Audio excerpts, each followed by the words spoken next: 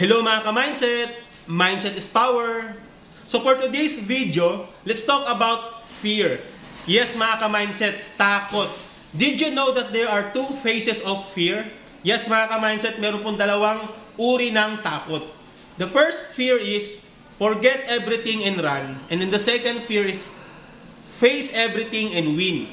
So, but before we elaborate, you must have to know that also there are fear that we call as phobia. But for today's video, let's talk about fear sa sarili natin. Fear of being rejected, fear of being failure, fear of everything. So, yung unang takot, forget everything and run. So, ito yung madalas nating ginagawa or mas madaling gawin kasi nga, tatalikuran mo lang yung takot mo, lalayuan mo lang yung takot mo, kakalimutan mo lang, tatalikod ka lang, and then that's it. Tapos na. So, ibig sabihin, yun yung fear number one, which is you forget everything and run. So, kinalimutan mo lang lahat, hindi mo siya hinarap. So, let's say for example, takot kang mabigo, takot kang ma-reject, takot kang,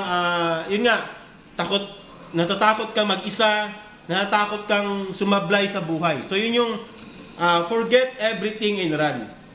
The second fear is all about face everything and win. So, ito yung mga takot na hinaharap natin. Ito yung mga takot na nilalabanan natin. Ito yung takot na talagang pinagpupursigihan nating malampasan. But, let me clear to you, mga ka-mindset, no? Doesn't mean na hinarap mo yung takot is talagang mananalo ka. Sometimes you can be loose. Diba? Pwede ka rin matalo. But for me, as a human being, mga ka-mindset, pag hinarap mo kasi yung takot mo, for me, pag hinarap mo yung takot mo, para sa akin, panalo ka na doon. Alam mo bakit? At least, alam mo yung sagot. At least, alam mo yung resulta. At least, you know the circumstances or the consequences sa ginawa mong pagharap sa takot. Comparing naman doon sa hindi mo hinarap, hindi mo inalam, hindi mo sinubukan. So, at least, we must have to practice the fear of being, the fear na which is kailangan nating i-survive, kailangan nating malampasan na takot. So, i-practice natin yung takot na kailangan nating ipaglaban, kailangan nating labanan. Kasi kung puro na lang tayo takot sa ating isipan, sa ating puso, well, definitely, wala pong mangyayari sa mga buhay-buhay natin. Definitely, magiging loner tayo, magiging, basta, maraming kasing factor na makaka-apekto kung puro lang tayo takot sa ating mga sarili, ating buhay. Let's say, for example, gusto mo mag-apply ng trabaho. Natatakot ka kasi baka ma-reject ka. Natatakot ka kasi baka hindi ka tanggapin. Di ba, nagkaroon ka agad ng conclusion sa isipan mo. Which is hindi mo pa nga tinatry. Which is hindi mo pa nga sinusubukan. Let's say, for example, natakot kang lumangoy sa isang swimming pool kasi akala mo sobrang lalim.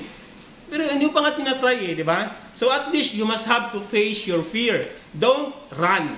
Face your fear at the same time, you must have to win.